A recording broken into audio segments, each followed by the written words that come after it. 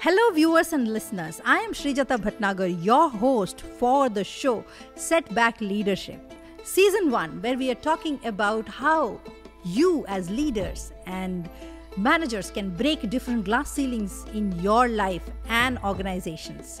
In this show, we talk to many leaders from across countries and across different places to ask them how did they break their glass ceilings. And in this episode, we spoke to someone very, very exciting. She had an interesting life. Her life started as a kid who was born with a hole in the heart, then who got married at the age of 17 and had to go through a huge, difficult married life, who became a mother of 3 at the age of 24 and had to rebuild her entire life. Today, she is one of the known business growth mentors in the country, in India. And we will be talking to her about different things that she has been through and the different kinds of glass ceilings that she broke in her life. So come on, let's see the entire episode. So check what Salma Moosa has to say about breaking glass ceilings.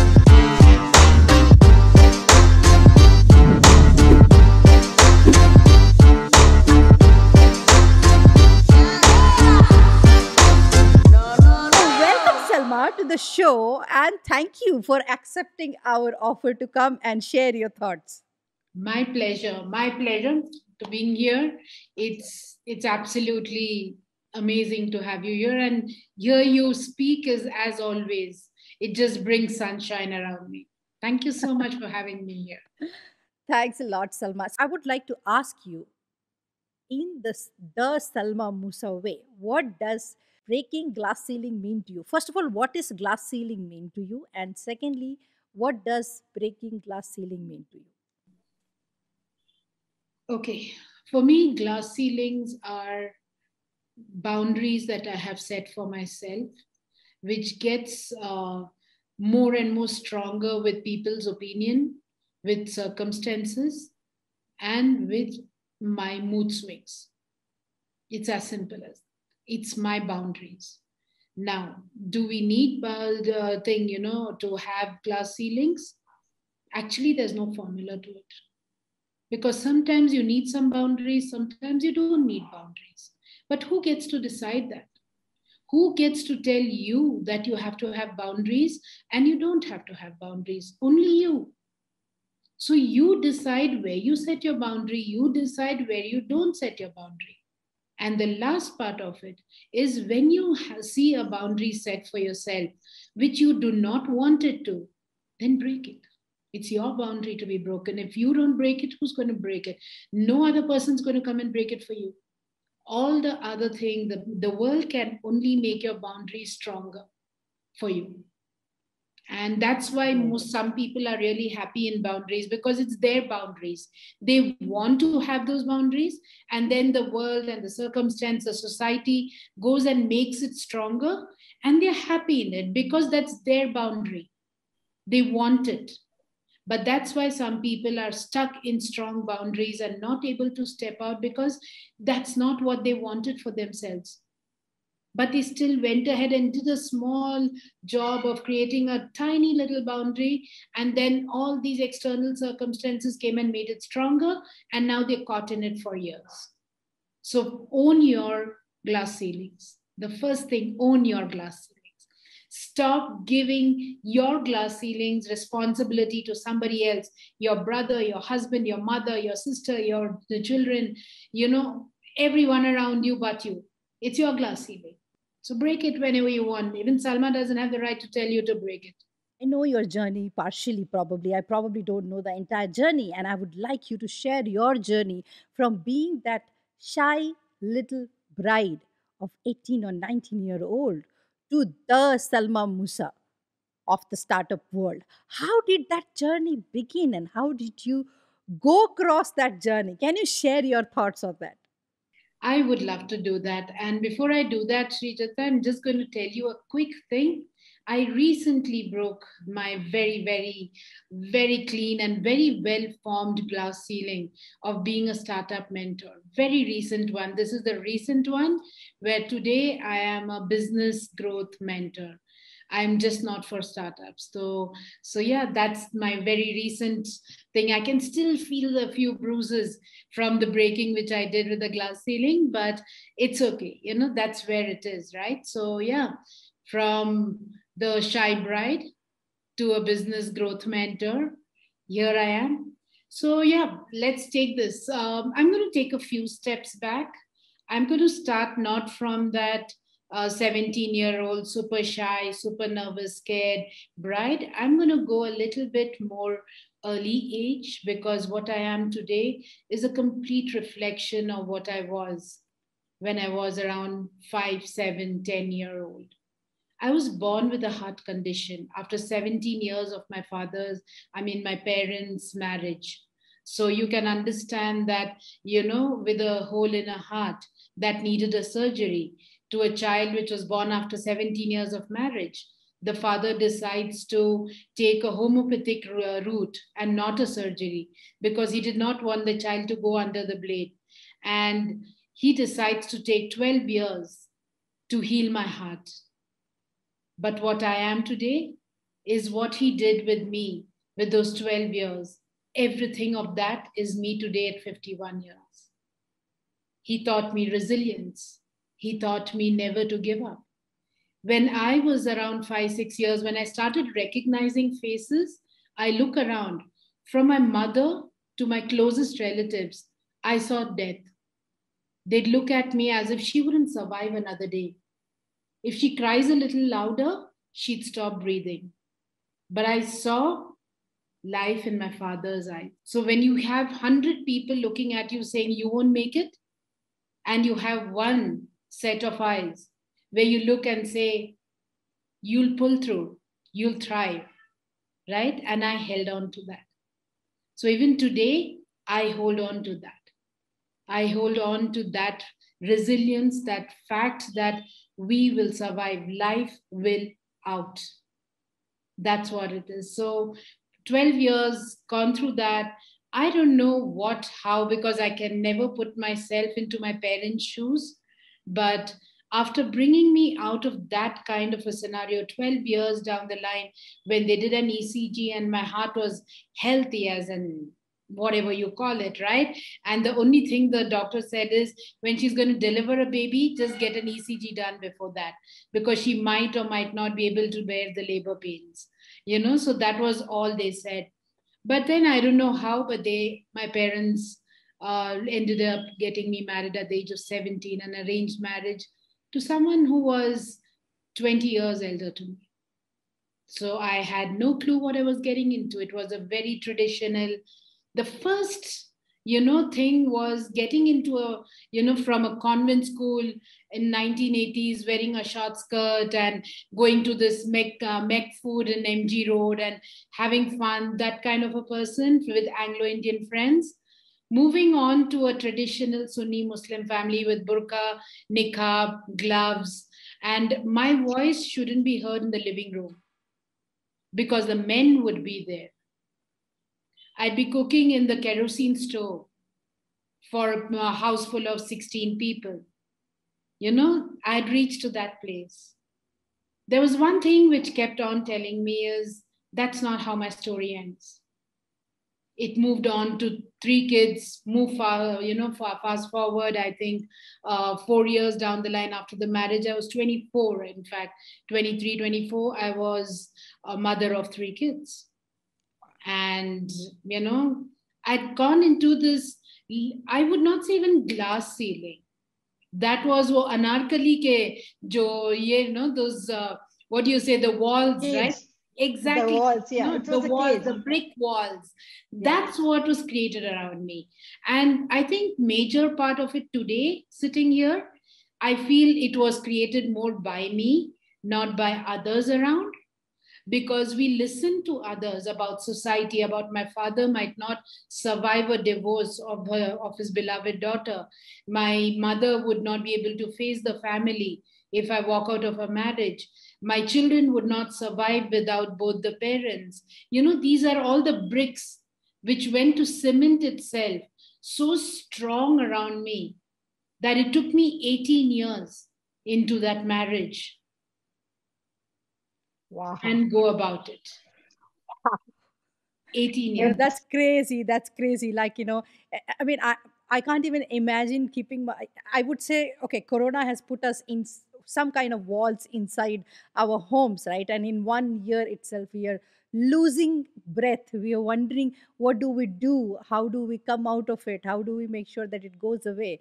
And we are talking about 18 years of caging. 18 years. Unbelievable, Salma. So how did you manage to break those, not only glass ceilings but those brick cemented walls around you? What happened with you? So the first thing was, one, there was this spark inside my heart. There is a saying which says, even to, blast a whole mountain down, you need the first spark. And that spark never died. And I guess that's where it comes from, that spark which my father built from a diseased heart to survive through anything, and that kept on burning in myself. So even in the worst of spaces, like my bedroom in my in-laws would be as small as a queen size bed. Like I would get off the bed, out of the room.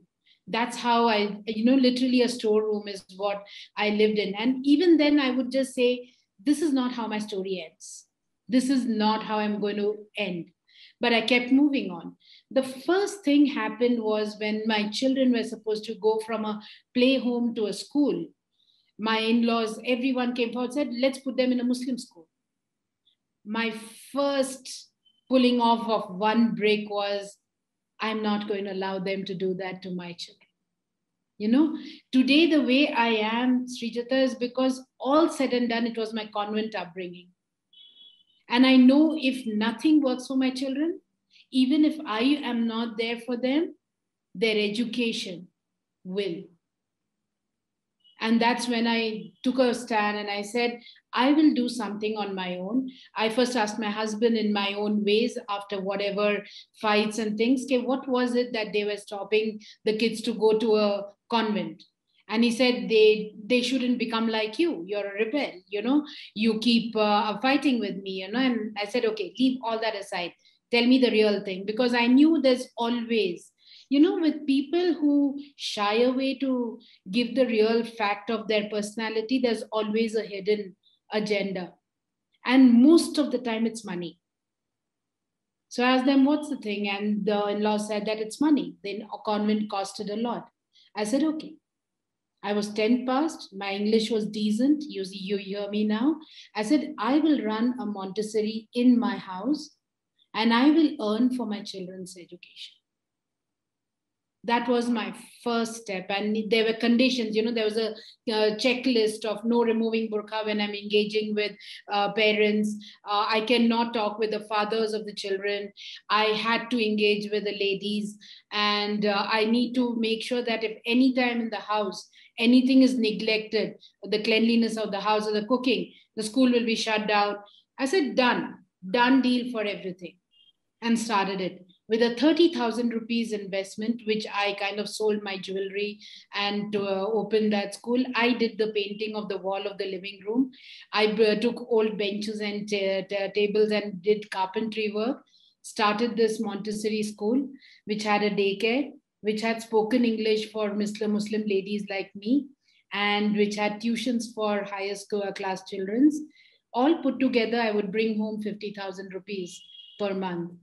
And with that, it would take care of my three children's convent educations and maybe a little bit of lavish spending because my husband would only give me limited.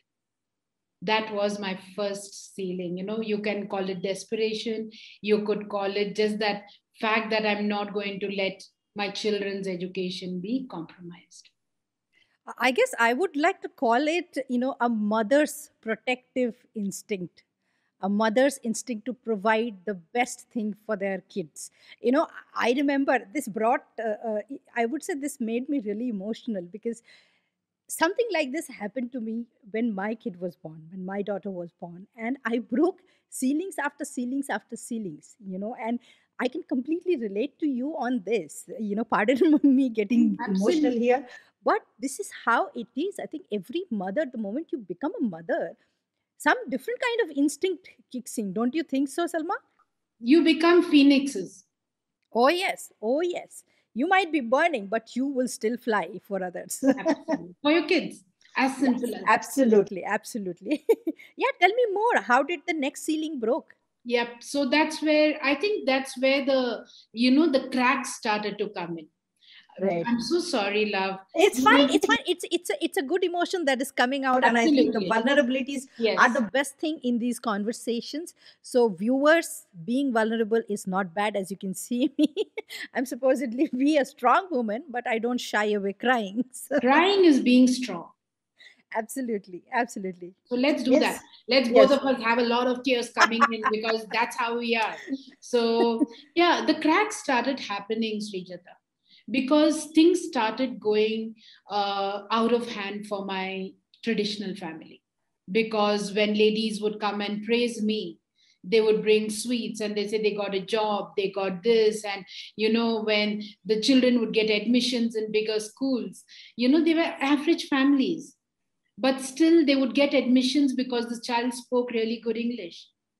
That kind of came the first attack with my marriage because that was hurting the man's ego.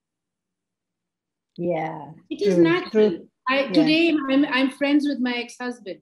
I can tell you this is a good man, but even men cannot control the ego when it comes play. They are Right. helpless. Just like Yep. how we women are helpless to be, being nurturers and emotionally driven, men are helpless most of the time with their egos. They try their best. Some good men try their best. Some not so good men let their ego take over. That's where the things happen. Very true. Very true. I mean, I can't agree more with this, more with you on this. And recently, I was having a conversation, and I was saying the same thing, that it's not that they're bad. It's not that men are bad. It's nothing like that. Let's understand. We empathize with all the men out there. However, there are things that has been put into them, like how some things has been put into us as our cages, as our brick walls. Similarly, there are brick walls created around them for a certain stereotypical behavior and response styles. So I think that's where it all boils And it down to. takes a brave heart to break their personality trait. So my husband was not that brave. Mm-hmm, So mm-hmm. that those cracks became more and more. And very soon my school was shut down, and I was expected to stay back in the house. But then my father came in at the right time because he saw his grandchildren and I were, in getting back into that space. And sometimes you need that helping hand, after 18, 17 years being caught in that place. I needed that string of hope where I could hold on to and go about it. That's when the bigger thing happened. He came in and he said he had a company. He wanted me to take the marketing of that. And he was ready to do the checklist with my in-laws, like, okay, she's going to wear burqa when she's out of the cabin, all those things, and get going with that. And fast forward 5 7 years, my father's company was doing well. It had multiple products. I had patented myself, and we were doing decently well. And my in-laws and everyone were happy because we were making decent monies and things were going good. But I was not comfortable. I was not happy with myself because it's not about success or failure, Srijata. It's about you being peaceful. I wasn't being peaceful inside that burqa. I wasn't being peaceful because for me, I wasn't giving the right message to my daughter, first of all. I wasn't giving right message to my team members in the company or my friends or my life. If they know Salma, they shouldn't know Salma as somebody who's outspoken but inside a burqa. I'm not a split personality. Yeah, you were living. You are probably living two lives, and that obviously Absolutely. takes a lot of toll, right? I cannot shed off my burqa, keep it in the wardrobe, and go and sit in a meeting like this and talk to a business associate on, growth and lakhs of things, and then go wear a burqa and go back home. I really couldn't do that. So Hmm. that's where the bigger thing happened. My father's death was the most toughest time for me, but it was also the only time that made me realize that there was no more a father figure to take me out of situations. Now, if it had to be, it had to be me. Absolutely. I think that's what I would call it when when your back is stuck to the wall and you have no other way to move other than front. You break through and then you start moving. That's how you break out of your challenges. That's how you break out of your setbacks, and that's the way it is. You cannot always expect base to be there around you. You cannot expect all the time there will be a way, there will be a path that is already created for you. If that Absolutely. is so, then you are super duper lucky, is what I would say. But can you really make your path in the toughest of your times, in the deadliest of deadly setbacks when it is going on in your life? I think that's where resilience comes from. Don't you think so? Absolutely. And a slight correction, even I used to say the same thing, that we make our own path.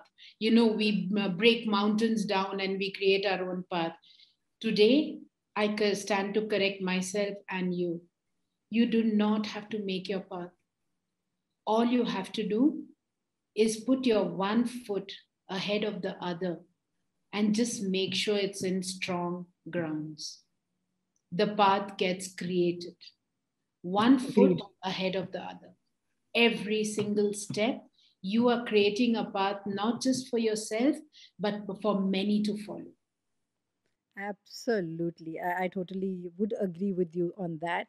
And yeah, I think that's what path creation is all about. You cannot really see the entire life ahead of you.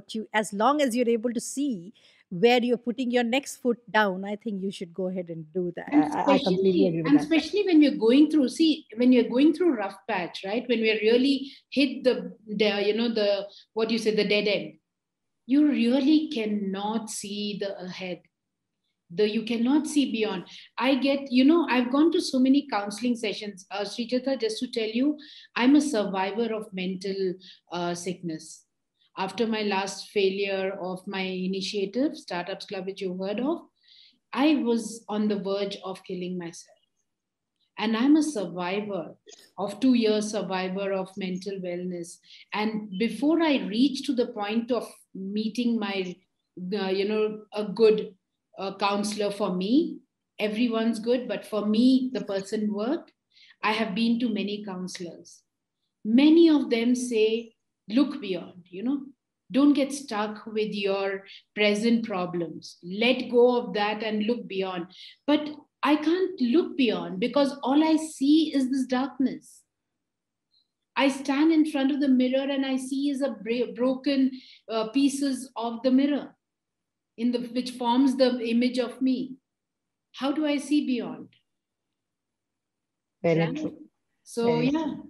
So to end there on my journey, starting from there, that's when my father's death, I stepped out of my marriage with my kids. I was on the roads because the company shut down after my father, and started doing small jobs of real estate power deals, or helping a friend to set up a business, things kind of a thing. But here we are, almost 20 years from there. And yeah, God willingly, I think I've reached a place where I fear nothing. I have faith on my hard work and myself. I focus on my health and my peace of mind. And I dreams enough to make me happy tomorrow. Super, super. And that's what I call the Salma Musa, right? Super. So here's the next question for you, Salma. You've broken many, many, many glass ceilings in your life, and many, I would say, not only glass ceilings but different kinds of walls and doors, and limiting beliefs, stereotypes, and many more other things. So, what among those are the most significant in your life, and why so? Okay, I'm going to give you two of those, one personal, one professional. And I think for Perfect. all of the viewers who are listening and watching this, please understand one thing. And that is that this part of us, this part of me, the personal and professional, you will find a piece of it in all of your journeys. My personal is what I would touch first. Uh, the very, very well known and very commonly, seen glass ceiling are for all the mothers out there. Mothers, specifically mothers. I cannot speak about fathers because I'm not a father. I cannot relate to you, but I'm a mother. So I can tell you this. The moment you become a mother, immediately there's a glass ceiling which you create above you that you're supposed to be responsible for that life, that you are the one who's going to ensure that they are happy, settled, and successful, that you are responsible for anything bad that happens to them, that you will not let anything bad happen to them. These are all those glass ceilings that we as mothers need to break. The very Agree. first thing is giving birth to a human being, to a child, does not make another human being responsible for that life.